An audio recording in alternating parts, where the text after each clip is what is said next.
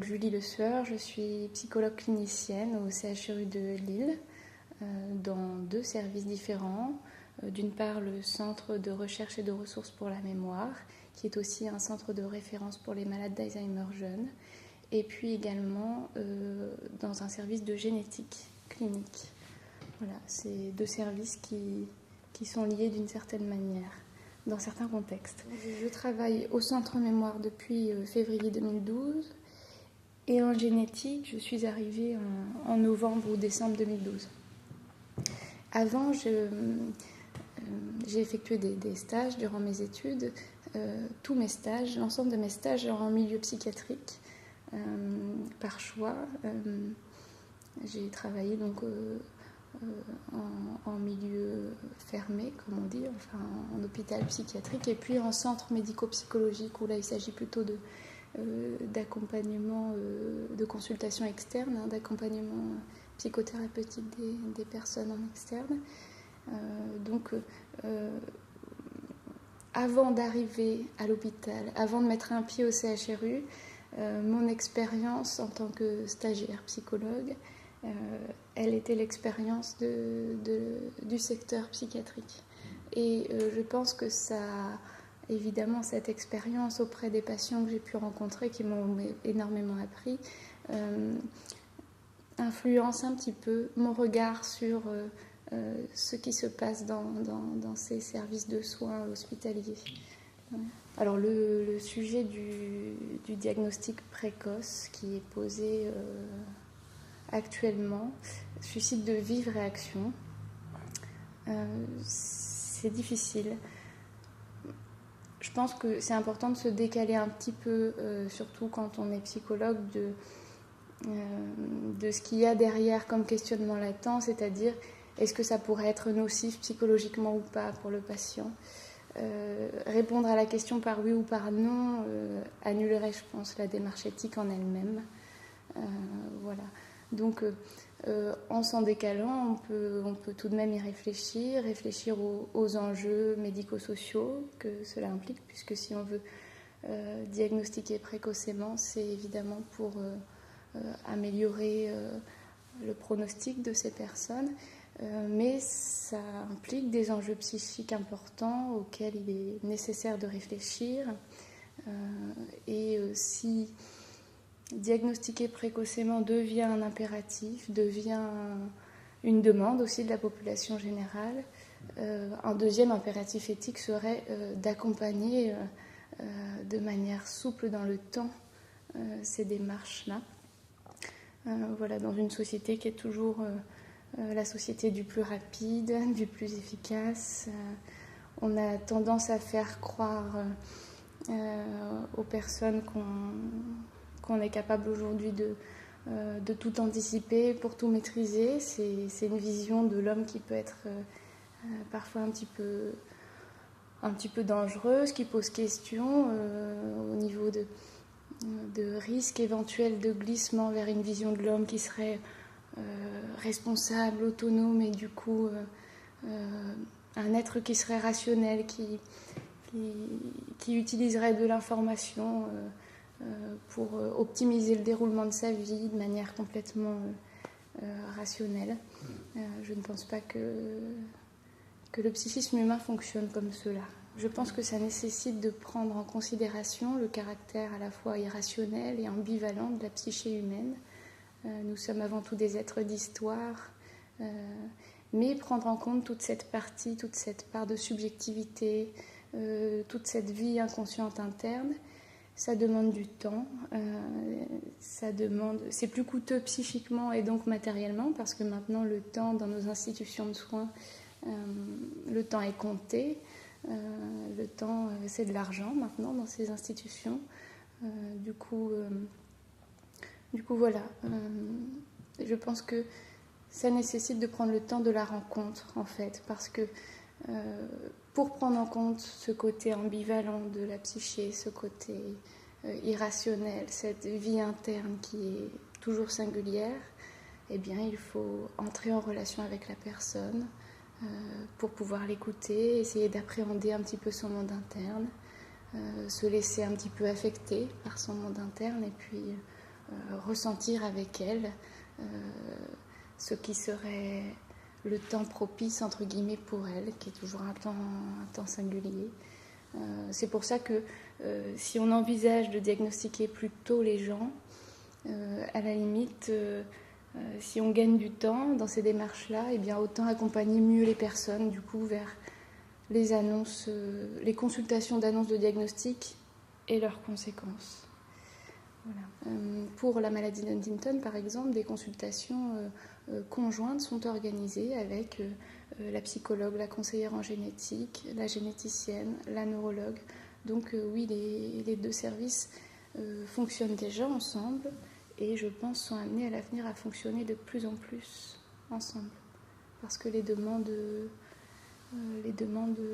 compte tenu du contexte actuel, de ce qui se passe dans la société, des avancées de la médecine, des progrès notamment en génétique, je pense que sont des disciplines médicales qui sont amenées à se lier, hein, évidemment la neurologie, la génétique, et puis j'ai envie de dire d'autres disciplines comme on en parlait, j'en ai entendu parler là aujourd'hui à l'université d'été, la gériatrie, la psychiatrie, la neurologie, et c'est ça qui est peut-être intéressant dans toutes ces pathologies qui touchent le cerveau finalement, avec ces troubles cognitifs.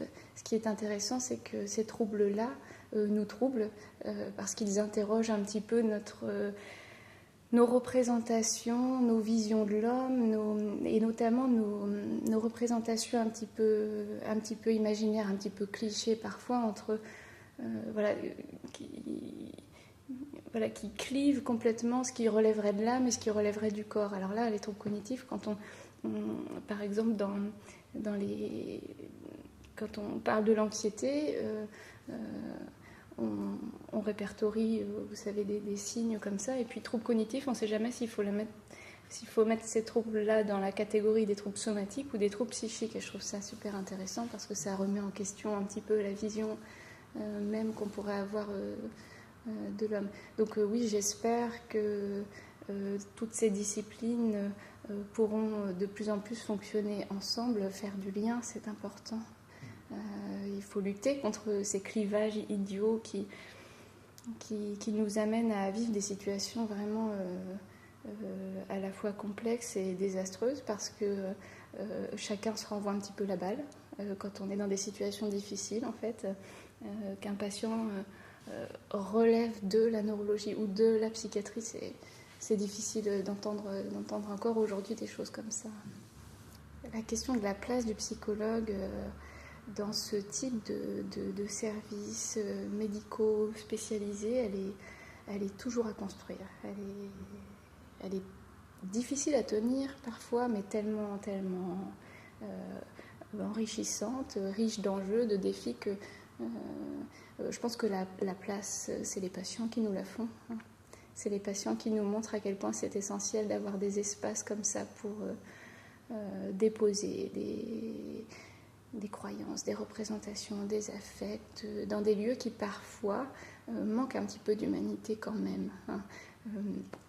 Parfois, se retrouver dans l'industrie du CHR, quand on vient parce qu'on a déjà une plainte ou bien un antécédent, enfin bon, peu importe le motif de la consultation, on y vient, on y met les pieds avec des inquiétudes toujours. Et alors donc si une personne fait dans le domaine de la génétique cette demande de diagnostic présymptomatique, là on va lui proposer un accompagnement étendu dans le temps, pluridisciplinaire, avec des rencontres, on va lui proposer des rencontres avec le psychologue.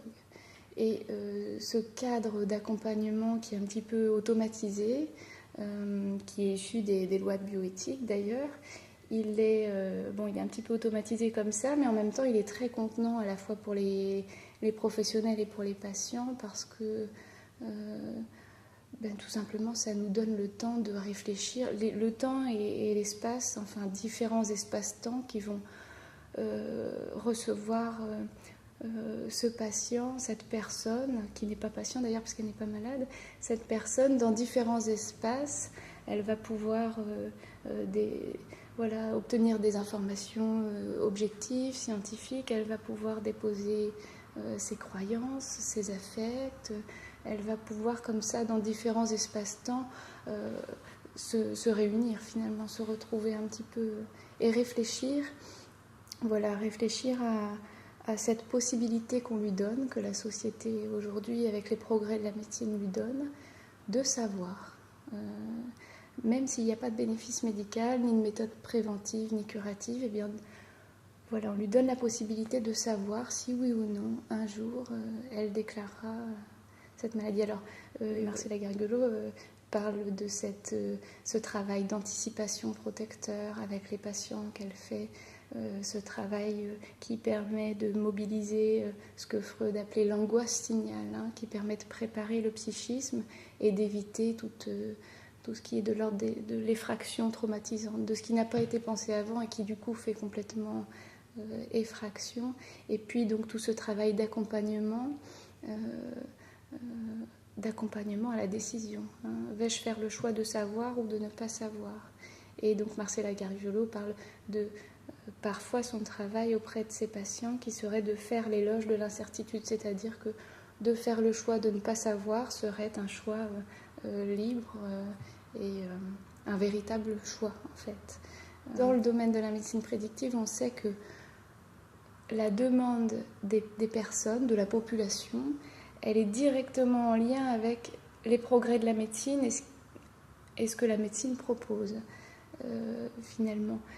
Mais quand on laisse le temps, quand on accompagne les gens avec ce protocole dont je vous parlais en génétique, d'accompagnement multidisciplinaire, on s'aperçoit que en étant accompagné dans un temps assez souple, qui est singulier à chacun, mais on va quand même prendre le temps d'accompagner la personne, et bien finalement, moins de la moitié des personnes qui avaient fait cette demande au début font le choix de savoir. Donc, si on propose du diagnostic présymptomatique, si on médiatise cette idée-là, il sera important de prévoir en parallèle un accompagnement à la hauteur de tout ce que ça implique au niveau psychique, au niveau existentiel même.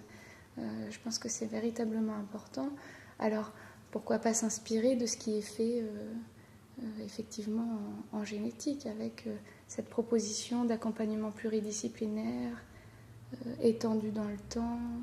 Alors s'il est vrai qu'il faudrait faciliter l'accès aux consultations centre mémoire des personnes qui se retrouvent isolées avec des troubles qu'ils ne comprennent pas, auxquels ils rattachent aucun sens.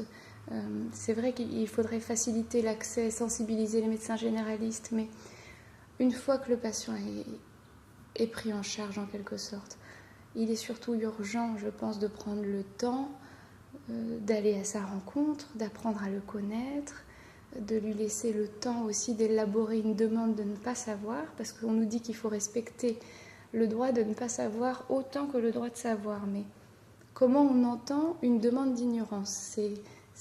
C'est pas si simple, ça demande beaucoup de temps. Alors, certains auteurs ont proposé de poser la question directement à la personne. Eh bien, madame, monsieur, voulez-vous connaître votre diagnostic? Je ne suis pas certaine que c'est en posant une question comme ça de manière tout à fait rationnelle et consciente qu'on puisse laisser l'opportunité à la personne de former, de construire une demande finalement de ne pas savoir. J'en suis pas sûre du tout. J'ai envie de reprendre finalement les mots de quelqu'un dont j'apprécie la lecture, qui s'appelle Roland Gori, qui a écrit un ouvrage qui s'appelle La dignité de penser, dans lequel il explique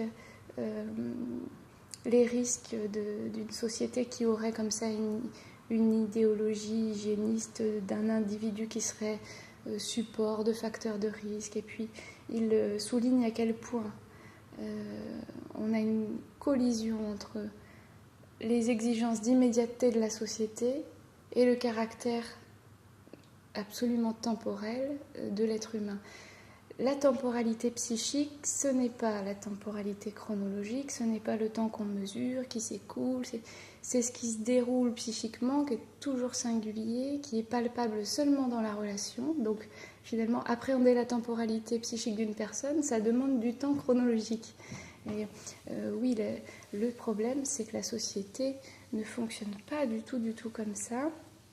La société a des exigences, de toute façon, on sait qu'on n'a que des messages paradoxaux, mais on a des exigences de rapidité, d'efficacité, tout ce que vous voulez, de jeunesse, etc.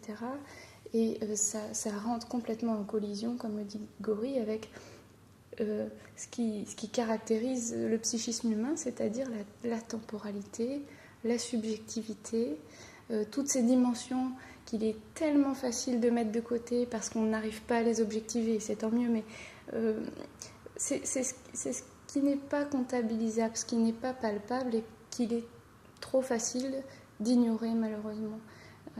Son hypothèse, c'est que la dignité proviendrait de la capacité de penser. Et donc, à condition, dit-il, de ne pas réduire ce qu'on appelle la capacité de penser à ce qui se passe dans les réseaux neuronaux, bien sûr. Et j'ai envie de dire qu'en tant que psychologue, en étant amenée à rencontrer des personnes qui ont des troubles cognitifs, j'ai la chance d'être le témoin de cette richesse de la vie interne, même quand il existe des troubles cognitifs objectivés, même quand la personne même aurait un diagnostic de maladie d'Alzheimer à des stades déjà entre guillemets avancés. J'entends cette richesse intérieure, ce que Jean-Claude Amezen appelait hier la mémoire inconsciente. Il disait hier très justement, nous sommes faits de mémoire inconsciente complètement. Il y a différentes définitions de ce que pourrait être la mémoire, différents sens du mot mémoire. Si la mémoire au sens neurologique du terme, au sens neuropsychologique, au sens cognitif du terme, c'est-à-dire le stockage, la récupération de l'information, etc. Si cette mémoire-là fait défaut, parfois, eh bien, une autre sorte de mémoire, finalement, celle que Freud a mis en lumière, cette mémoire inconsciente, cette vie inconsciente, eh bien, parfois, justement, à l'occasion des troubles cognitifs, va complètement prendre toute la place, être réveillée, et on va pouvoir travailler avec les patients cette mémoire qui se révèle, qui se réveille et qui se revisite. Et voilà, donc ça, j'ai cette chance-là de faire un métier dans lequel finalement j'entends cette richesse interne-là. Je pense que c'est une idée, tout dépend comment elle est prise, c'est une idée qui peut être intéressante si ce qu'on appelle le moment opportun de l'annonce, c'est le moment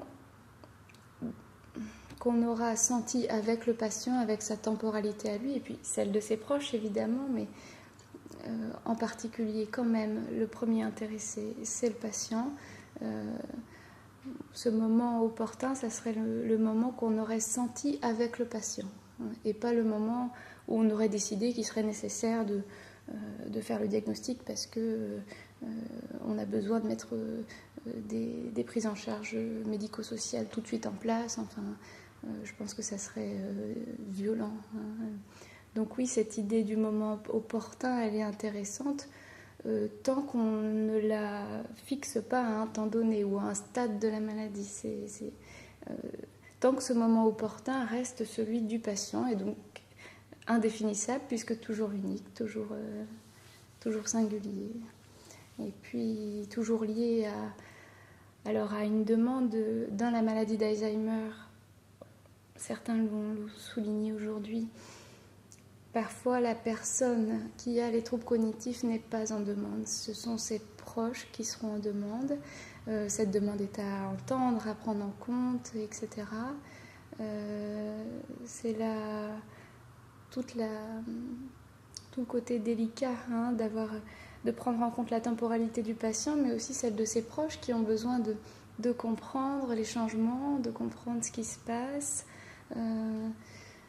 À leur manière aussi, donc ça demande beaucoup de temps et de finesse, de sensibilité de la part des professionnels.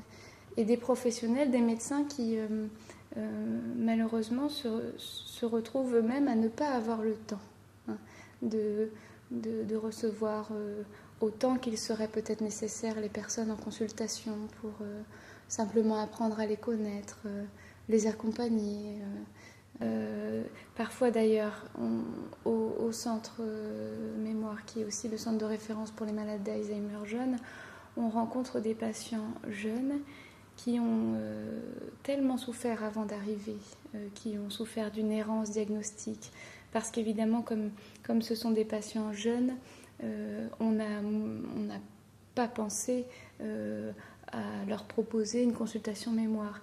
Donc ces personnes qui ont vécu une errance diagnostique douloureuse souvent, qui se sont senties pas reconnues, pas écoutées, pas pris au sérieux, se retrouvent finalement avec un vif besoin de savoir cette fois, et puis se retrouvent avec là pour ces personnes-là, c'est pour ça que je dis que le moment opportun de toute façon ça peut être parfois des demandes urgentes pour les personnes, et puis parfois ça peut être une demande de prendre son temps, mais voilà, pour ces personnes qui ont un vif besoin de savoir pour comprendre ce qui se passe et qui fait tant souffrir, se retrouvent soulagés après une annonce de diagnostic, ils le disent, qui se retrouvent soulagés. C'est toujours une mauvaise nouvelle, évidemment, mais ça permet quand même de comprendre, de poser un sens sur ce qui se passe, parfois de déculpabiliser certains, de résoudre des conflits familiaux qui se sont mis en place à l'arrivée de ces troubles cognitifs. Donc c'est quand même important, même s'il y a des ponts à faire, notamment à partir de cette notion de savoir, c'est quand même important de bien différencier ce qu'on appelle le diagnostic présymptomatique chez des personnes qui donc ne sont pas malades et qui ont des antécédents familiaux, du diagnostic précoce qui peut concerner toutes les personnes qui ont des troubles cognitifs et qui débutent une maladie d'Alzheimer. J'ai comme idée comme ça qu'il serait intéressant de s'appuyer sur l'expérience en médecine prédictive où on propose un accompagnement pluridisciplinaire étendu dans le temps. Voilà les deux piliers de cet accompagnement qui est très contenant. C'est la temporalité, qui peut être aussi souple que le patient en aurait besoin, et la multidisciplinarité. Donc du temps et différents espaces, différentes personnes, différentes relations. Donc ça serait pour moi un impératif même éthique de s'inspirer de ces deux grands piliers qui, on le sait, sont des facteurs de prévention psychologique, s'il faut les appeler comme ça, de s'appuyer sur ces deux grands piliers pour, à ce moment-là, s'il est nécessaire de diagnostiquer plus tôt, si on est capable de le faire d'une part, et puis si c'est nécessaire, si c'est aussi la demande des patients, eh bien, leur proposer de manière concomitante un accompagnement qui leur permette d'une part de déposer toutes leurs réflexions, etc., mais aussi de se poser la question de ce savoir et des effets potentiels de ce savoir sur leur existence, et de leur permettre d'exprimer une demande d'ignorer. Voilà, c'est une responsabilité éthique que l'on doit tenir. C'est de reconnaître que dans toute demande, il y a de l'ambivalence, puisque nous sommes des êtres dotés d'une histoire, évidemment d'une vie psychique complexe, avec une dimension inconsciente.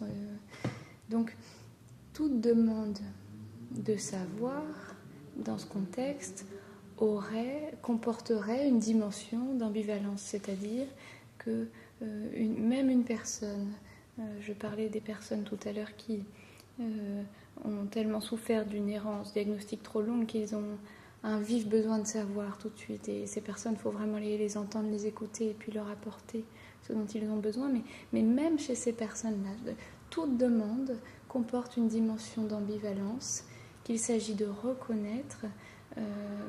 Et voilà, cette ambivalence, elle peut se manifester de différentes manières. Donc ça prend du temps d'essayer de la percevoir, mais une personne peut avoir une demande de diagnostic et en même temps en avoir très très peur, ne pas oser le dire, se retrouver comme ça dans une consultation d'annonce avec une angoisse débordante. Donc, certaines personnes aussi peuvent venir consulter sans vraiment formuler une demande de diagnostic, que ça soit peut-être un peu dans l'implicite, mais finalement venir consulter parce que consciemment ils veulent savoir ce qui se passe, mais en parallèle, peut-être certains sont portés par un espoir. L'espoir qu'on leur dise qu'il s'agit d'autre chose, que surtout c'est pas ça, parce que la maladie d'Alzheimer elle est médiatisée, ça y est, c'est l'enjeu majeur de la société, et on a beaucoup de personnes, je rencontre beaucoup de patients au centre mémoire qui sont venus là parce que l'angoisse était si importante, qui sont venus consulter au centre de référence pour les malades d'Alzheimer jeunes. Dans peut-être de 20 à 40%, je sais que c'est un peu large comme fourchette, mais j'ai du mal à me faire une idée objective, mais en tout cas, il y a une bonne partie des personnes qui viennent consulter au centre mémoire qui, en fait, n'ont pas de troubles cognitifs inquiétants et qui en fait ont des problèmes attentionnels et qui l'interprètent à la lumière de ce qui est médiatisé actuellement, donc qui s'inquiètent de cette maladie. Donc il y a dans les demandes toujours de l'ambivalence et toujours aussi, même parfois, qui étonne, hein, cette ambivalence, elle étonne parfois les médecins qui se disent mais enfin je pensais qu'elle avait compris, cette personne, elle s'était même préparée, elle m'avait même parlé de la maladie d'Alzheimer, elle m'était, lors de notre première rencontre, elle m'avait dit voilà, je veux savoir si oui ou non j'ai la maladie d'Alzheimer, j'y pense, et on s'étonne après des réactions complètement surprenantes et très riches des personnes qui vont après une annonce de diagnostic se demander si en réalité ça serait pas autre chose, parce que et puis construire comme ça des mythes qui vont mettre du sens, qui vont les protéger pour un temps d'un savoir qui pour le moment n'est pas entendable, n'est pas intégrable. Voilà, Freud a montré, le premier et puis d'autres après ont montré à quel point pour intégrer un savoir on a besoin finalement de temps et de narration. On a besoin d'intégrer, d'inscrire les informations dans notre histoire pour se les approprier tout simplement. Et ça, d'une personne à une autre, ça peut prendre plus ou moins de temps au sens chronologique du terme. C'est aussi le rôle des médecins, des neurologues en centre mémoire, d'accueillir ces demandes inquiètes des personnes qui, comme des éponges, ont reçu tout ce que la société a médiatisé comme on est dans une société du risque, hein, de toute façon, donc on est tous à risque de quelque chose, et plus on avance, plus on connaît les risques, et donc plus c'est l'hypocondrie générale, et ça peut rendre inquiet chacun de nous, hein. Donc je pense que c'est aussi le rôle d'un centre mémoire que d'accueillir ces personnes qui peut-être n'ont pas de maladie neurodégénérative, n'ont pas de troubles cognitifs d'origine neurobiologique, mais qui viennent nous dire quelque chose, eux aussi, de ce que ça provoque en eux, ce qui se passe dans la société avec cette maladie. Et c'est important de les écouter, de continuer à les accompagner aussi. Si d'emblée, la demande des personnes, c'est de savoir, juste parce que c'est possible, pas parce que on pourra mettre en place des choses. Dans le domaine de l'oncogénétique, par exemple, il est important parfois de savoir parce qu'on peut prévenir, hein, mais même dans le domaine de l'oncogénétique, on s'aperçoit que les personnes qui font cette démarche de diagnostic présymptomatique, qui se savent à risque pour tel cancer, ne vont pas forcément mettre en place tout ce qui est nécessaire au niveau préventif, parce qu'ils auront été mal accompagnés, hein, parce que des mécanismes de défense psychique vont les amener à faire de l'évitement, à éviter tout ce qui pourrait être de l'ordre de la prévention, alors que rationnellement, ils ont fait la démarche pour connaître leur statut génétique,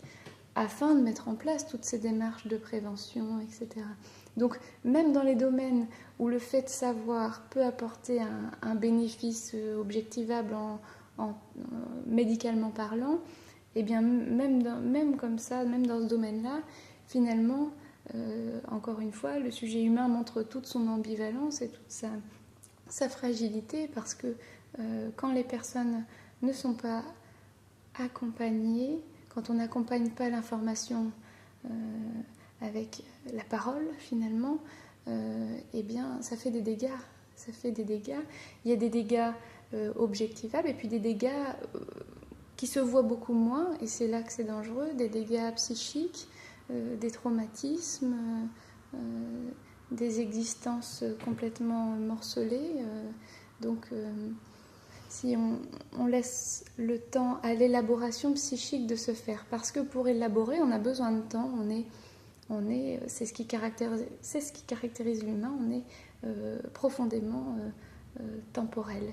Donc, si on laisse le temps à la capacité de penser, de faire effet, à ce moment-là, la personne pourra, de manière très très singulière, c'est pour ça qu'il n'y a pas une réponse à votre question, la personne pourra de manière singulière sentir les effets que pourrait avoir sur sa vie, à la fois relationnelle, à la fois individuelle, psychique interne, à la fois sociale, parce elle pourra y réfléchir et puis prendre une décision. Et elle pourra y réfléchir de manière étendue dans le temps, où elle pourra donner l'occasion à sa propre ambivalence de faire effet. Donc, si les gens changent d'avis, entre guillemets, c'est tout simplement parce qu'on leur laisse le temps de penser.